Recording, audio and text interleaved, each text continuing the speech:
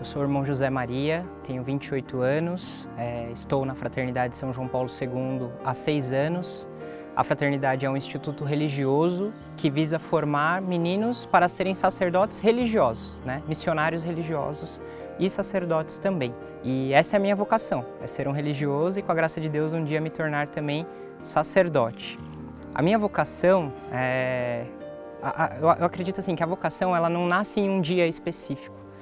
Eu creio muito que Deus, quando Ele nos cria, Ele já nos prepara, Ele já escolhe para nós um caminho, uma vocação para que nós vivamos. E, claro, existe um momento ali que nós, de fato, que a nossa vocação ela desabrocha, que nós descobrimos qual é a nossa vocação.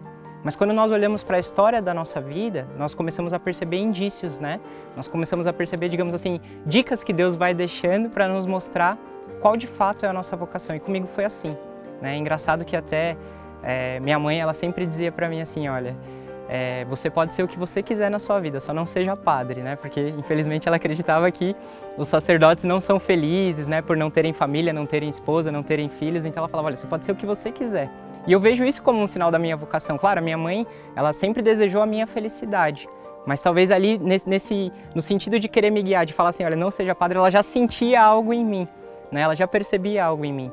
E um outro ponto, uma outra história da minha vida que eu lembro muito bem, quando eu era muito pequeno, a minha avó ela sempre me levava para as missas, E um dia o evangelho que era da missa, era aquele evangelho onde Jesus virava para Pedro e falava, olha, hoje você será, a partir de hoje será pescador de homens.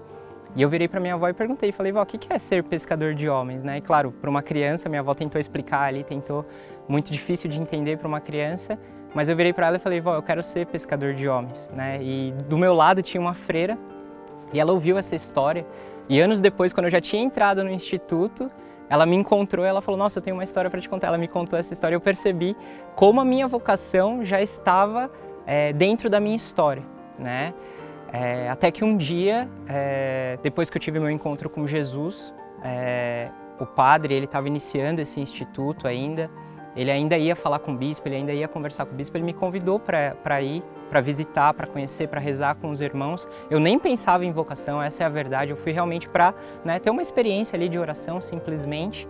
E cheguei lá, eles falaram, olha, agora chegou a hora da oração, vamos lá para a capela. Quando eu entrei na capela e comecei a rezar a liturgia das horas, eu senti uma paz no meu coração que eu nunca tinha sentido na minha vida.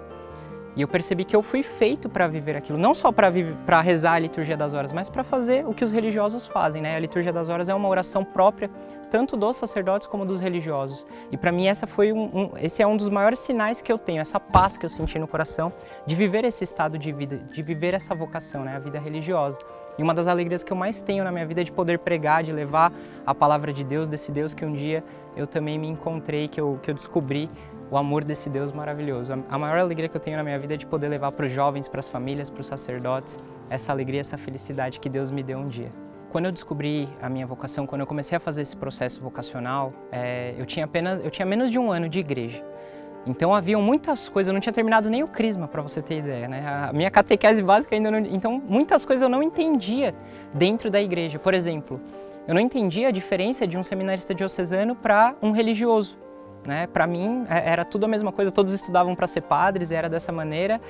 A única coisa que eu queria no início da minha vocação era amar Jesus. Era a única coisa, Eu amar aquele processo de experiência com o amor de Deus, de querer estar perto de Deus, de querer estar rezando, de querer estar na igreja. Eu lembro em algumas ocasiões que faltava às vezes 1 hora para começar a missa e eu já estava na igreja.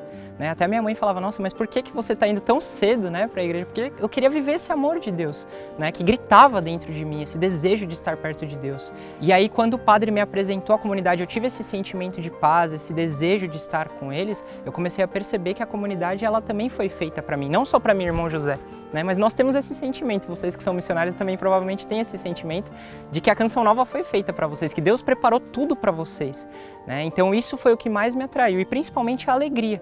A felicidade do padre, dos irmãos, porque hoje em dia, eu tenho essa experiência, As pessoas me perguntam, falam, nossa, mas você vive a pobreza, a castidade, a obediência, né? Você não tem dinheiro, você não tem namorada, não vai ter família. Como você pode ser feliz sem ter bens materiais, tendo que ser submisso ao seu superior? Como você encontra a felicidade? Mas, na verdade, essas coisas elas não contêm a felicidade. Claro, a gente pode obter, mas a felicidade vai muito além disso. A felicidade vai em seguir, em ouvir um chamado que Deus tem para nós, né, uma missão que Deus tem para nós e seguir esse chamado, viver esse chamado, viver essa vocação. Hoje eu posso dizer, mesmo vivendo esses votos, eu sou muito mais feliz do que antes, quando eu tinha um emprego, quando eu tinha namorado, quando eu fazia a faculdade que eu queria.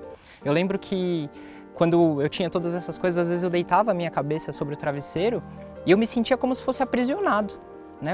E eu me perguntava, falava, nossa, quando que esse sentimento vai acabar, esse sentimento de prisão? Parece que eu não sou livre.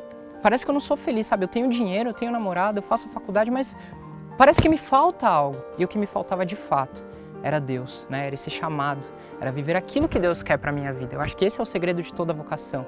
Às vezes, eu sou promotor vocacional na minha comunidade e às vezes eu percebo que alguns meninos, né, as meninas que estão vivendo esse processo vocacional, eles buscam muitas respostas, por exemplo, nossa, quanto tempo a comunidade dá de férias, pode usar celular, não pode, né? Que horas vocês acordam, que horas que vocês vão dormir, vocês trabalham, vocês estudam, eles se preocupam muito com isso e se esquecem de se preocupar com o essencial, que é ser feliz, né? Ser feliz naquilo que Deus nos dá. Talvez você vá dormir poucas horas, talvez você não tenha um celular, não vá fazer aquilo que você quer, mas eu posso dizer, no fim do dia, quando a gente deita a cabeça sobre o travesseiro, mesmo cansado, fadigado, sabendo que no próximo dia vai ser de trabalho, a gente não se sente preso, pelo contrário, nós nos sentimos livres, né? Porque essa é a liberdade que Deus nos dá, é a liberdade de viver esse amor e viver o chamado que Deus nos faz. Bom, lá em casa nós vivemos uma regra que a nossa alegria é estar juntos, né? Acho que essa é uma das maiores regras. Se qualquer pessoa que vai lá em casa, ela percebe isso. Hoje nós só temos uma casa, né? A casa que fica em São Paulo.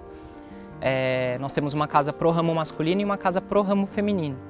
E todas as pessoas que vão lá em casa percebem isso, que existem dois lugares que a gente mais frequenta na casa toda, que é a capela e o refeitório.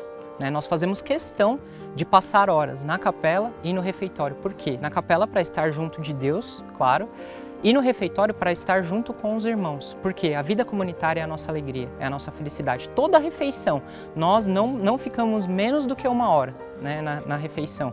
Por quê? Para estar juntos. Santo Agostinho ele tem uma frase que explica muito bem isso que eu estou falando. Ele diz que nós só podemos amar aquilo que nós conhecemos.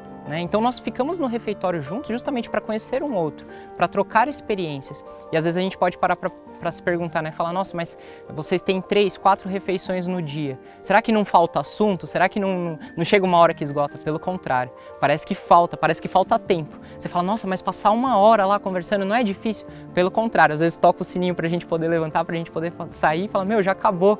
Como assim? De tão bom que é estar ali descobrindo o outro irmão, vivendo e amando, né, em comunidade. Eu acho que isso é uma das coisas mais belas que Deus nos concedeu, essa vida comunitária que nos fortalece, né, nos ajuda.